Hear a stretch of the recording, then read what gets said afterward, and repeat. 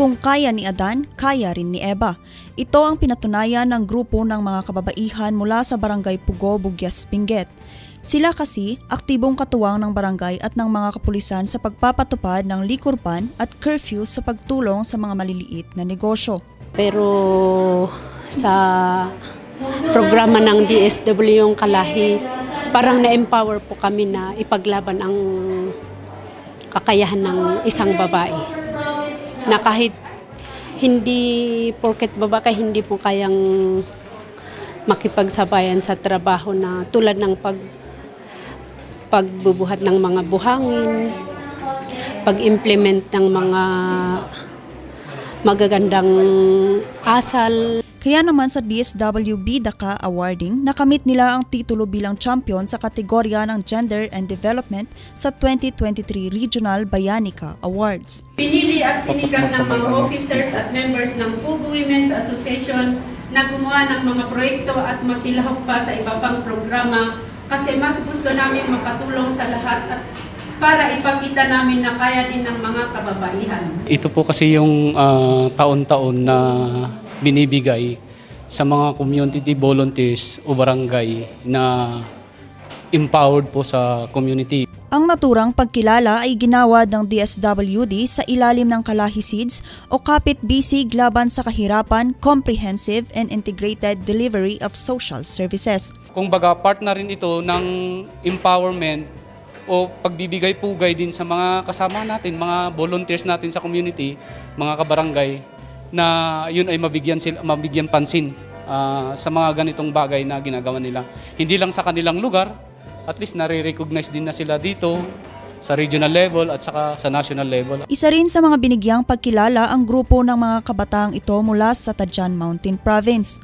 Nasungkit nila ang titulong Best Group Advocate for Youth dahil sa kanilang mga programa para sa mga kabataan. Itutuloy-tuloy pa rin po namin ang mga programs and activities ng Youth Mobile Force. Marami sa mga activities namin are actually to empower yung mga kabataan, and we hope na through this na panalunan namin na pera is magkakaroon pa kami ng mas malawak na coverage doon sa Mountain Province.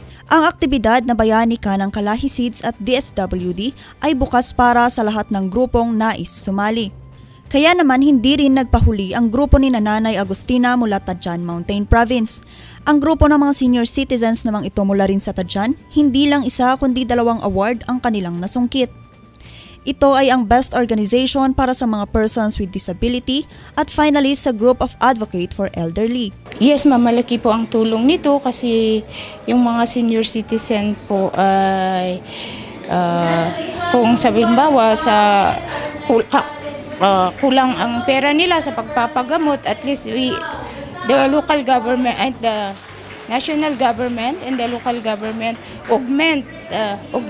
provide augmentation to their medication. So yan, dapat mga kababayan natin sa Tajan, pagpatuloy natin yung pagtulong-tulungan sa anumang programs or projects na ibibigay ng DSWD or di Kalahi para gawin natin or we implement the projects na maayos para naman siguro after the implementation na maayos makakuha tayo ng mga awards kagaya ng mga awards na nakuha natin ngayon.